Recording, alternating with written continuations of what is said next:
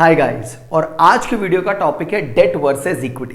देखिए, debt versus equity class 12th में business study का एक बहुत इंपॉर्टेंट टॉपिक है, क्योंकि ये टॉपिक आपको मिलेगा चैप्टर नंबर 9 यानी कि फाइनेंशियल मैनेजमेंट के अंदर 2 बार देखने को मिलेगा। जहां पहली बार ये टॉपिक सामने आता है फाइनेंसिंग डिसीजन के टॉपिक में, जहां एक फाइनेंशियल मैनेजर ये डिसीजन लेता है कि फर्म के पास जो पैसों की जरूरत है उस जरूरत को पूरा करने के लिए पैसा डेट से लिया जाए या इक्विटी से लिया जाए। और दूसरा टॉपिक आपको देखने को मिलता है कैपिटल स्ट्रक्चर के अंदर, जहां अगेन फाइनेंशियल मैनेजर ये डिसीजन लेना चाहता है कि एग्जिस्टिंग कैपिटल स्ट्रक्चर में कितना प्रपोर्शन डेट का होना चाहिए और कितना प्रपोर्शन इक्विटी का होना चाहिए। बहरहाल फाइनेंसिंग डिसीजन और कैपिटल स्ट्रक्चर को समझेंगे किसी सेपरेट वीडियो में। इस वीडियो में बात करते हैं डेट और इक्विटी के कुछ सिमिलैरिटीज और कुछ डिससिमिलैरिटीज की, ताकि फ्यूचर में फाइनेंसिंग डिसीजन और कैपिटल स्ट्रक्चर वाले टॉपिक को आसानी से समझा जा सके। और डेट और इक्विटी के इस टॉपिक को समझेंगे हम एक कंपैरिजन टेबुलर फॉर्म के अंदर। तो देखिए, डेट का मतलब होता है एक्सटर्नल फंड। इसका मतलब ये हुआ कि किसी भी बिजनेस फर्म को अगर पैसों की जरूरत है तो वो अपने आउटसाइड बिजनेस से जो पैसा लेती है उसे कहा जाता है डेट। इसीलिए क्योंकि फर्म उस पैसे को कहीं से बोरो करती है, इसीलिए डेट को हम कभी कभी बोरोड फंड के नाम से भी जानते हैं। इसका बढ़िया प्रैक्टिकल एग्जांपल हो सकता है अडानीज और रिलायंस। देखिए, अडानी अपने बिजनेस को ग्रो करने के लिए बैंक से जो लोन लेता है उसे भी डेट कहा जाता है। इसी तरह से मुकेश अंबानी अपने रिलायंस को ग्रो कराने के लिए बैंक से जो पैसा लेते हैं उसे डेट कहा जाता है। अब बात करते हैं इक्विटी की। तो इक्विटी को हम इंटरनल सोर्स ऑफ फाइनेंसिंग भी कहते हैं, जो आपने अपनी क्लास 11 के अंदर जरूर पढ़ा होगा। देखिए, इंटरनल सोर्स इसलिए क्योंकि ये बिजनेस के अंदर से ही फंड जनरेट किया जाता है, अपनी ही कैपिटल और एसेट के थ्रू इसे जनरेट किया जाता है, इसीलिए इसे हम ऑनर्स फंड भी कहते हैं। इसका बढ़िया एग्जांपल हो सकता है कि फर्म को जब पैसों की जरूरत होती है तो वो अपने ही बिजनेस में बचाए गए रिटेन्ड अर्निंग को यूज करते हैं या फिर अपनी ही फर्म के शेयर्स को इशू करते हैं, इसीलिए इसे ऑनर्स फंड कहा जाता है। सो ये तो हुआ डेट और इक्विटी का एक एक नाम। अब बात करते हैं इस टॉपिक में आगे की डेट और इक्विटी के बढ़िया एग्जांपल क्या हो सकते हैं। तो देखिए, डेट का सबसे बढ़िया एग्जांपल हो सकता है लोन यानी कि बैंक लोन, और दूसरा बढ़िया एग्जांपल हो सकता है डिबेंचर्स। और अगर मैं बात करूं इक्विटी के बढ़िया एग्जांपल की, तो इक्विटी का बढ़िया एग्जांपल हो सकता है रिटेन्ड अर्निंग, और दूसरा एग्जांपल भी आपने अपनी ग्रेड 11 के अंदर बहुत अच्छे से पढ़ा होगा, जिसका टॉपिक है शेयर्स। इन दोनों बढ़िया एग्जाम्पल के साथ डेट और इक्विटी के एग्जाम्पल भी डन हो जाते हैं। अब हम आगे बात करते हैं कि अगर कोई बिजनेस फर्म अपने बिजनेस में फंड अरेंज करने के लिए डेट जैसे सोर्स को यूज करती है, तो डेट अगर लिया जा रहा है यानी कि लोन या डिबेंचर से पैसा लिया जा रहा है, तो किसी भी फर्म को इस पैसे को यूज करने के लिए इंटरेस्ट का पेमेंट करना होगा।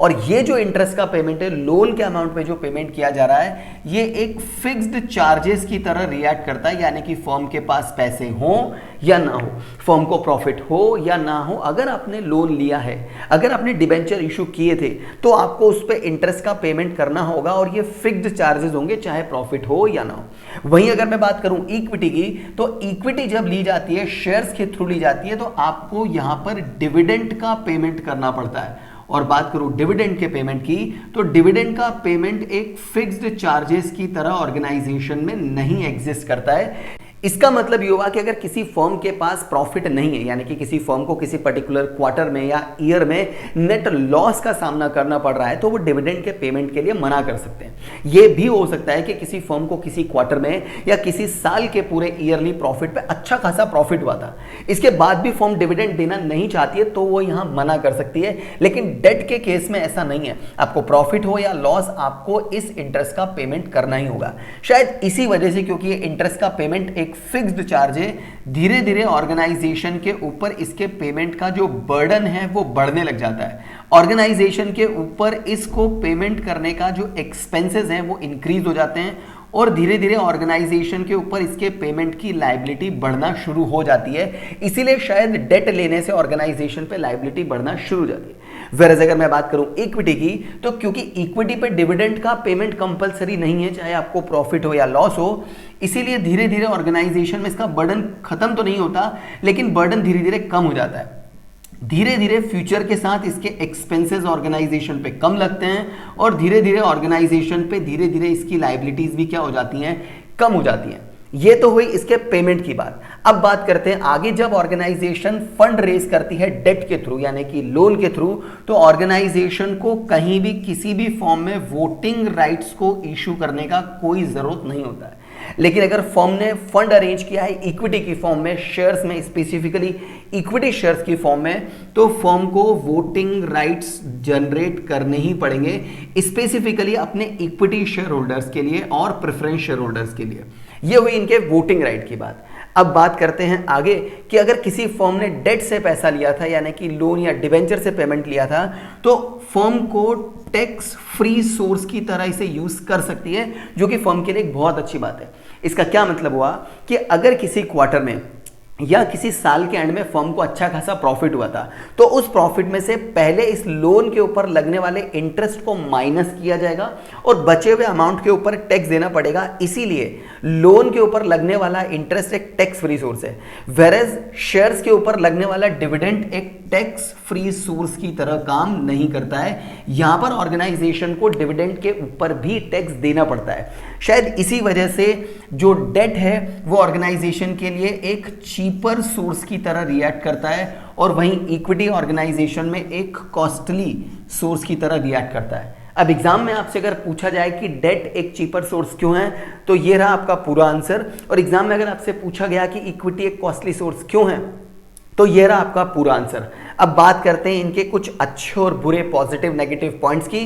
तो देखिए, इसे इस कंपैरिजन से देखा जा सकता है कि ऑर्गेनाइजेशन में अगर हमने डेट से पैसा लिया था, तो इंटरेस्ट का पेमेंट जो कि हमारे लिए एक फिक्स्ड चार्जेस था, जिसकी वजह से ऑर्गेनाइजेशन में बर्डन, एक्सपेंसेस और लायबिलिटी बढ़ रहे थे, ये हमारे लिए एक नेगेटिव पॉइंट है। वेरेज अगर हमने इक्विटी से पैसा लिया होता, डिविडेंड का पेमेंट हमारे लिए कंपलसरी नहीं था, जिसमें बर्डन, एक्सपेंसेस और लायबिलिटी हमारे लिए घट रहे थे, ये एक बहुत अच्छी बात है। इसलिए डेट को मिलता है एक नेगेटिव पॉइंट और इक्विटी को मिलता है एक पॉजिटिव पॉइंट।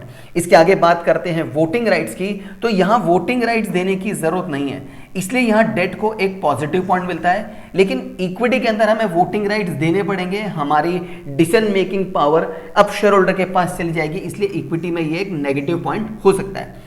बात करें इनके टैक्स की, तो देखिए डेट के अंदर टैक्स फ्री सोर्स है, इसीलिए ये एक पॉजिटिव पॉइंट है। लेकिन इक्विटी के अंदर ये टैक्स फ्री नहीं है, इसलिए इक्विटी के अंदर ये नेगेटिव पॉइंट हो सकता है, क्योंकि डेट को अरेंज करना काफी आसान होता है और डेट एक टैक्स फ्री सोर्स भी है। शायद इसी वजह से डेट एक चीपर सोर्स भी बनता है, ये भी हमारे लिए एक पॉजिटिव पॉइंट है, क्योंकि इक्विटी को अरेंज करने में हमें प्रमोशन के खर्चे करने पड़ते हैं, आईपीओ निकालने के खर्चे करने पड़ते हैं, एडवर्टीजमेंट करना पड़ता है, प्लस ये टैक्स फ्री सोर्स भी नहीं है, इसीलिए इक्विटी से फंड अरेंज करना थोड़ा कॉस्टली होता है, इसलिए ये एक नेगेटिव पॉइंट होता है। तो कुल मिलाकर के डेट और इक्विटी का कंपैरिजन ये था।